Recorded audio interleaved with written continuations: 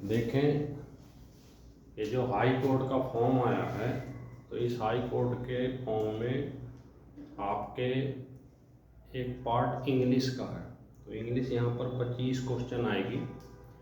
इस 25 क्वेश्चन के सिलेबस को किस तरह से आपको पढ़ना है, तो हाई कोर्ट का महत्वपूर्ण वैकेंसी आप सबके लिए।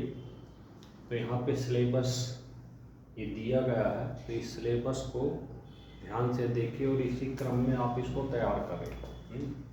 और यहाँ पे भी हम एक क्लास स्टार्ट करेंगे, टाइमिंग 12 बजे से होगी।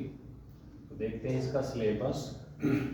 हाई कोर्ट एग्जाम है, इम्पोर्टेंट है आप सबके लिए। तो सबसे पहले तो शब्दकोश के अंतर्गत आपका सिनोनिम जिसको पर्यायवाची कहते हैं, यानी सेम वर्ड। दूसरा पार्ट आएगा एंटोनिम्स का, जिसे आपको विलोम शब्द, तो ये सेम हो गया, ये विलोम हो गया यानी पर्यायवाची विलोम शब्द।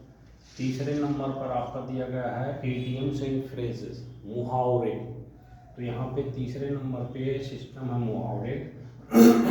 इसके बाद आएगा वन वर्ड सब्स्टिट्यूशन, मतलब एक शब्द। इसके बाद फिर एरर, तो एरर का जितना पार्ट है वो सब ग्रामर के अंतर्गत पढ़ेंगे।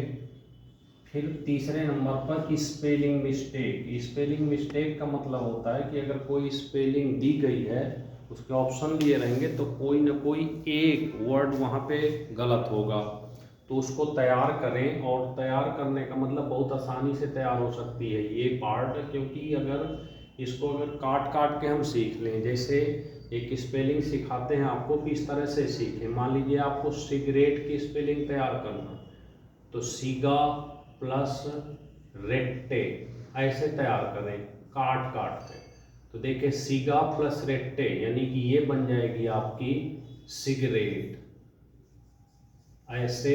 तो इस तरह से अगर स्पेलिंग को तैयार कर लेते हैं, यहाँ काट काट के दो दो शब्द में, और जैसे लिखा है हिंदी में उसी तरह से उच्चारण करें। देखिए सीगा, CIGA सीगा, RETTE सीगा, और रेट्टे सीगा प्लस रेट्टे यानी कि सिगरेट। तो इस तरह से स्पेलिंग मिस्टेक आप तैयार करेंगे।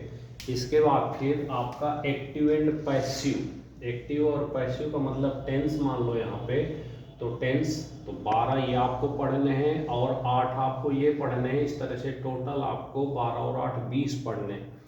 इसके बाद पांचवें पार्ट में दिया गया नरेशन, यानी डायरेक्ट एंड इनडायरेक्ट नरेशन। फिर लिखा है सेंटेंस रीअरेंजमेंट, 4 ऑप्शन दिए रहेंगे, 4 में पूरे एक स्टोरी टाइप दिया रहेगा, तो ABCD करके उनको रीअरेंज करके सही क्रम में लगाना होगा। फिर है कंप्रहेंशन मतलब एक पैसेज दिए रहेगा, वहाँ से 4-5 क्वेश्चन दिए रहेंगे या 3 दिए रहेंगे, उनको आपको यहाँ से पढ़ के सही आंसर देना।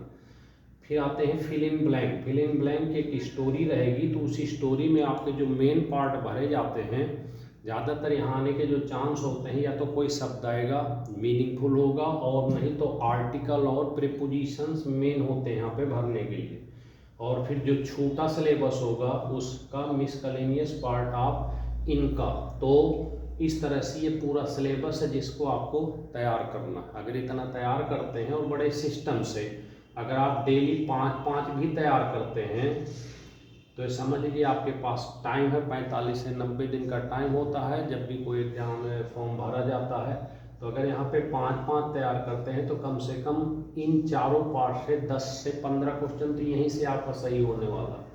और इनको तैयार करने के लिए आप कोशिश करिए कि कहीं ना कहीं वर्ड आया होना चाहिए, कहीं ना कहीं ये चीज़ आई हो, तो बस उनको आप तैयार कर लो, तो ज़्यादातर मिलने की संभावना होती है।